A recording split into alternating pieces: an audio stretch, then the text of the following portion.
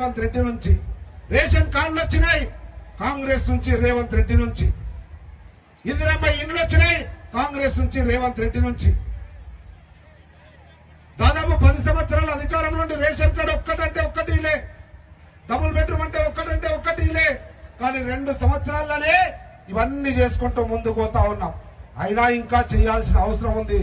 వాస్తవం మాకు గుర్తుంది, మీ అందరికి 2,500 రూపాయలు ఇవ్వాలి, పెన్షన్ 4,000 రూపాయలు చేయాలి. మీ అమ్మ నీవెట్లయితే నీ భర్త సంపాదించిన ఆక్సంచులో పెట్టుకొని రూపాయలు జమ చేసి ఎట్లయితే సంసారాన్ని నడుపుతావో అట్లే ముఖ్యమంత్రి రేవంత్ రెడ్డి అయ్యేటప్పుడు చిల్లి గవ్వలేదు రాష్ట్రంలో, 10 రూపాయలు కూడా లేవు. మొత్తం బుక్కేసిండ్రు, తినేసిండ్రు, మింగేసిండ్రు, ఆస్తులు సంపాదించుకున్నారు. కానీ అభివృద్ధి చేయలే, గల్లపెట్ట ఖాళీ అయింది.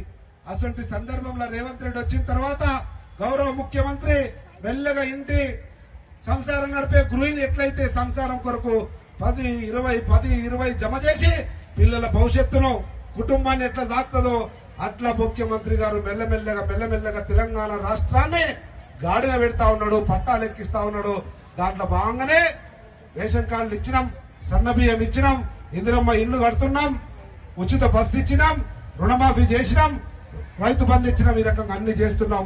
ఆ 2,500 గాని 4,000 రూపాయల పెన్షన్ గాని ఇప్పుడిప్పుడే గల్లపెట్ట బరువెక్కుతుంది. రేపు మార్చి 31 తర్వాత కొత్త ఆర్థిక సంవత్సరం